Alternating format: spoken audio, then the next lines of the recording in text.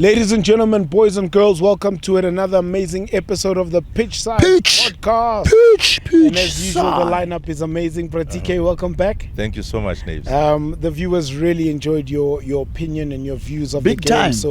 Big time. So we have to bring you back. More often, I believe. Well, I'm truly humbled. But when guys, you know, every time I'm available, you just have to give me a shout. And it's just a phone call away. Just a phone call away, Sugar. Just a phone call away. Sugar Tsikir. Naves. How are you, my brother? The sky is the limit. Thank you, my brother. Can't complain about anything. Yeah. Everything is yellow. Thank you. Back to CAF Champions League football. We're now looking forward to playing against Pyramids. Pyramids is a strong team from the Egyptian league, and I mean I think they were runners up in the previous season. What can we look forward to? I think Sundowns can look forward to a very tough match. Yeah, because you're quite right. They are a very strong team from the Egyptian league. Sugar will tell you that in the past it used to be Zamalek and Al Ali who called the shots, but Pyramids have gate crashed that top two. They can also be classed among the top three. Yes, you know, and they've got an owner who is not afraid to spend money in order to build that side to be competing. And they never used to compete in the Champions League or Confed Cup, but now since he took over, Pyramids are boxing among the big boys, not only of Egyptian football but of African football, and currently as we speak they are topping the Egyptian league. Amazing. Sugar, they have a player there, speaking about the team, who's South African. Again, we played against him when he was still at Wits University. I'll never forget the game. It was at Wits, and I think he was defending Arenze. Wayne was defending, and he went past. We had to pull him back. Experience. We buy a few minutes, take one for the team. Make sure that the team is safe. Yeah, we can survive with a card. We can survive with one man down. Yeah.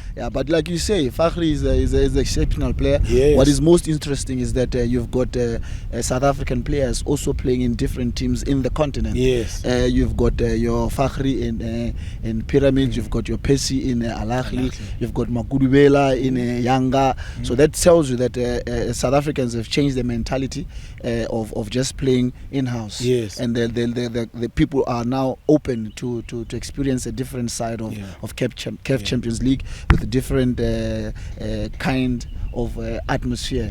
So Fakhri comes into the game, like you say, he's a quick one, and he's one of their key players. In fact, he's one of the key players that side. So he's definitely one to look out for. If we were already worried about him while he was still here, what more when he's the superstar there? What more when he's the main man? 100%. So the confidence they give him, it brings the best out of him, and we really need to look out for that speed and strength that he possesses. And not only that, but he's also got good technique.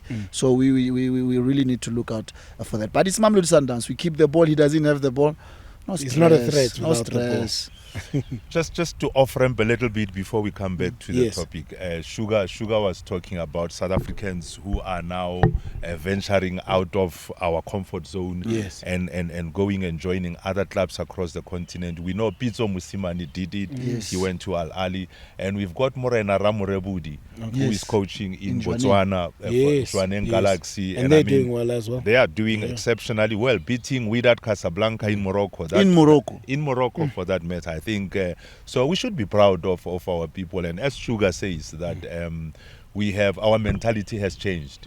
We do have players and coaches who are now going out there and doing well for the country. Both teams are coming back off a loss. I mean, we went out to TP Mazembe, and it was a game of missed opportunities, and we lost 1-0. Pyramids went and also caught hands, as they say in Adibo. In Adibo. So approaching the game, what should the approach be? I think Sugar has played for Sundowns for a much longer period. He knows the DNA of Mamelodi Sundowns. they keep the ball. They pass the ball among themselves. And what impresses about Sundowns usually is that you hardly find cross passes and all that. They always try to go forward. Yes. They keep possession, but they go forward. And if it doesn't work, they come back and they start it from the goalkeeper and again go forward, forward like that. So I would say they don't have to change their approach. Yes. They just have to make sure that they are at home. Yes. And I know that there has been a record, I'm not too sure, Sugar, when Sundowns haven't lost a Champions League game at home. And they need to maintain that. I mean, in Champions League or in Africa Cup of Nations or in World Cup qualifiers, you make it a point you don't lose at home. Yeah. You would rather go for a draw away from home and make sure you win. Yeah. And if you get a win, it's a bonus. Yes. But at home you make sure you don't lose. So I think Sugar spoke about Fakhri Lakay, but there's Fiston Mayala from the DR Congo. He's a very, very tricky player. He was a top scorer at Yanga, I believe, last year. Yeah. And there's also Ramadan Sobi. Yes. Ramadan Sobi used to play for Al Ali. And now even in the EPL, he went to the EPL. Yes. He played in the EPL as well. And so the mere fact that the owner of Pyramids has been able to buy a player in the EPL, bring him to Pyramids, I mean, that in itself is a clear statement. Statement. Yeah. But it's 3 p.m. at Loftus, Sugar. 3 p.m. at Loftus has humbled a lot of people. The heat there plays a very big role for us, because like in the Champions League, you really need to make the most of every opportunity that you get. If we are most comfortable playing at 3 o'clock, that helps our game. It helps us because we're used to the weather. Yes. And if it's gonna give the opponents a little bit of a tough time, it's the same thing that happens to us. I remember one time we played a game in Algeria. Because it was Ramadan. We started the game. We kicked off at 11 p.m. That's an abnormal time for us. Yeah. So we kicked off at 11 p.m. I scored today. Kama scored tomorrow. I scored before 12. He scored after 12. So our same game, but goal. The dates of the goals, they differ. And it's uncomfortable because we're not used to playing at that time. That's midnight. We're supposed to be resting. So for us to play at 3 o'clock, it's not. They're never comfortable to play in that heat, and that gives us an upper hand, which is what Bratike was saying, that we win at home. We make sure that we win at home because we know if we go away, circumstances may not suit us where we're going. So we need to make the most. If it means the weather must be, we pray for the sun to come a little bit down. If God has got a new intent. You know the story of the sun and Mahuta. You know the story. Mahuta said to us on the show that he's got a guy in Pushback Ridge. And if he sees that it's going to rain, he goes, move the clouds, move the clouds, move the clouds. So the 3 p.m. in Loftus changes the game entirely. Big time. Pratike, how important is it though to make sure that when teams who are playing in Champions League come to South Africa to play against Sundowns are not made to be comfortable? I think for the longest time we have always been the nicest hosts. We used to, we've always given everybody the best treatment. But when we go into Africa, we've learned the hard way that it's unfortunately not reciprocated.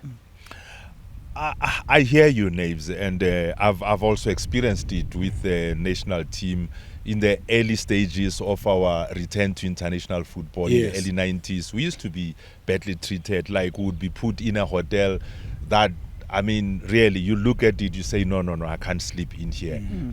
They would make sure that they would assemble a group of youngsters, give them drums, and they will beat drums outside your hotel the whole night, just to ensure that you don't sleep.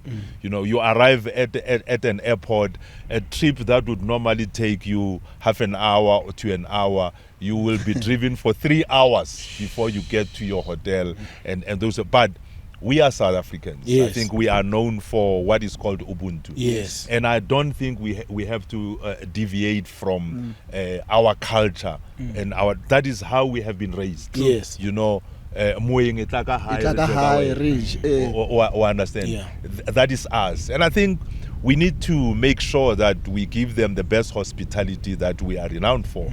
All we have to do is to just make them uncomfortable in the field. The field of Yes. play. That's it. But outside the field, I think we don't have to change our hospitality. It's so interesting that you put it that way, and I think it plays a very important role, because we realized when we went to play away at Wydad, I saw our team manager and all the guys getting in there with machines to try and cut a patch of grass for us to be able to train it.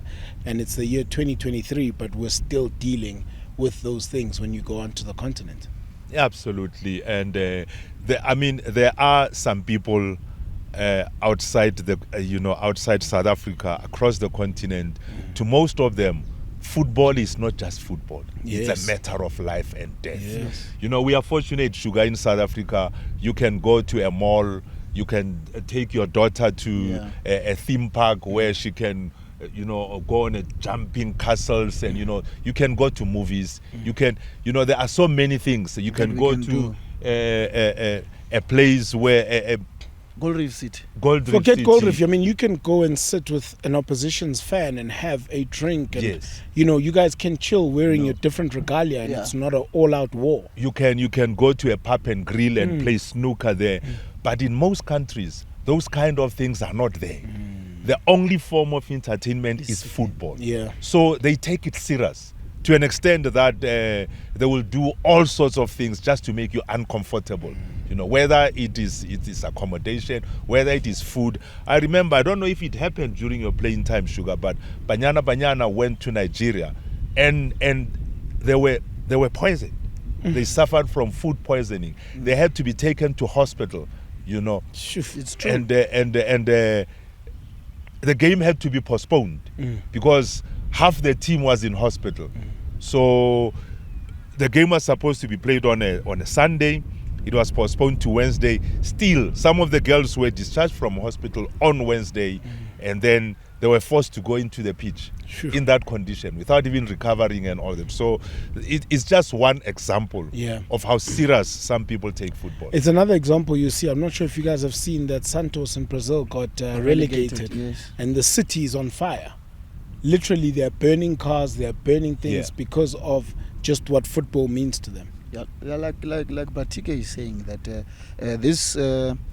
certain countries, their life is football. Yeah. There is no other thing that entertains them, or there is no other thing that people have hope of changing their lives, their families outside the game. So that's why people tend to go to extremes. Like you say in Brazil, you've got a team that has produced your Pelés, your Neymars, and the whole country is reliant on such a team to produce good products, not only for them as a team but for the nation as well. And people lost it because of the love they have for their teams, which is why, like Bratike says, that it's I feel I support what he says, that it's not in us to treat people bad, because we ourselves know how it is to be treated badly. True. So it's not easy for us to reciprocate bad treatment with bad treatment. We our slogan says Ubuntu boot, and then that's who we are. We try our best, even if we were to make people feel uncomfortable. But where would you take them? The place where you would feel I can't sleep there is still decent. It's still proper. It's still so there is not much that we can alter in terms of the treatment, because you've got everything on offer that people love being here. But in the field, why? Shine and piano. Show me your number. No mess. Just make it a point that they suffer in the field of play. But chase out of shadows. that, no. Gentlemen, thank you guys very much. We look forward to seeing everybody. Masanda wanna come out in your yellow regalia. Let's paint Loftus yellow once again. Pyramids is coming. We will make them uncomfortable. The 13th man is so important. Not forgetting 12th and 13 The 13th one is very is the important. one I like because they will be beating the drum, making sure that we continue. Remember, in the group stages, we've got a complicated situation that we find ourselves in. We find ourselves in a position whereby all teams have got 3 points. Yes, we are all competing. And as we were talking earlier, Bratike was actually making me aware that the team that we won against beat Pyramids. The team that beat us lost against Pyramids. Sure. So it's a complicated situation where you find that Pyramids beat Mazembe and we beat Nadibo. Yes. And now Nadibo is meeting Mazembe, we are meeting Pyramids. Yeah. So it's going to be a complex situation right Indeed. there. Quite true. Yeah, Sure. quite true. And I think one other point, Sundowns should take solace out of the fact that, in Mazembe they might have lost, but they were not outplayed. Yes. Indeed. They boxed above, their weight division, so to speak. Yeah. And they also hit the bar 3 times. That just goes to show you that they were not totally outplayed. Yeah. They were there in the game. Just unfortunate not to have converted some of the chances they created. And Sugar will tell you that as a team, if you play, even if you are playing away, and you don't even had one single shot at goal, Yes. then you say, hey, still we're before it. That's a conversation we're having, that it's more important that you are creating those chances Exactly. than not creating chances. Absolutely agree with you. And who knows? I mean, here at home, That's they've got to Slaughterhouse. turn things around. Slaughterhouse. Absolutely. Slaughterhouse. I do have some comments from YouTube. This one is from Elliot Matebula. He says, what a sober analysis and discussion from the legend. African Football Dictionary, he calls you. Wow. Sundowns has raised the bar in Southern Africa. Target is African domination. Yes. Yeah. Another one here says, from Jongeni, says, it's always good to grace our screen with presence, gentlemen. Keep more coming, please. We love it here. Kali Baloi says, I enjoyed the experience that Bratike has brought to the podcast. This is becoming the greatest show to watch. Thank you very much. Wow.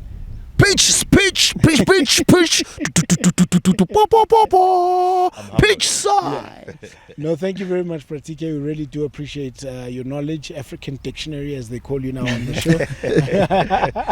African Football Dictionary. Yes. No, it's my pleasure. Thank you very much. As I said earlier, no, anytime I'm available, It's just a give me phone call I'm away. a phone Just call a away, phone call guys. away. Just give me a shout and I'll be here. Masanda Wana, we look forward to seeing you guys out there at Loftus Stadium. We will also be having a pop-up store where you can buy all your Masanda Wana merchandise. Tickets are available at 20 Rand a ticket. Make sure you get yours and be there to witness yet another extravagant display of shoe shine And piano. po. Chameleon things. PlayStation football. Don't forget to like and subscribe and Like, leave us subscribe. your comments. We'll see you soon. Masanda Wana.